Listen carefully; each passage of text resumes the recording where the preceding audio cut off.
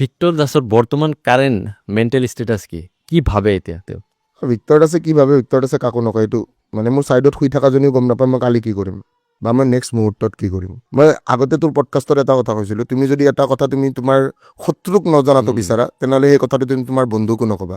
না আকৌ মই সুধিছোঁ বন্ধু আছেনে এতিয়া বৰ্তমান জীৱনত? বন্ধু চা, বন্ধু মোৰ নাই, মই তাই সেই যে বন্ধু যোনটো কৈছিলোঁ যে চাইল্ডহুডৰ পৰা, টাচ বহুত কম থাকে, বাট অ'কে উই আৰ অ'কে আৰু মানে কথা পাতো বছৰত এদিন দুদিন এনেকুৱা। আজিৰ দিনত মানুহে বন্ধুত্বটো কি চাই কৰে? আজিৰ ডেটত মানুহে বন্ধুত্বটো বহুত বেলেগ বেলেগ বস্তু চাই কৰে। আজিৰ যুগটো বেলেগ। কোনোবাই পাৱাৰ চাই কৰে, কোনোবাই পইচা চাই কৰে, কোনোবাই ফেম চাই কৰে, কোনোবাই কিবা লোভত কৰে বা বন্ধুত্ব, প্ৰকৃত বন্ধুত্ব পাবলৈ টান। 99% মানে চব স্বাৰ্থপৰে হয়।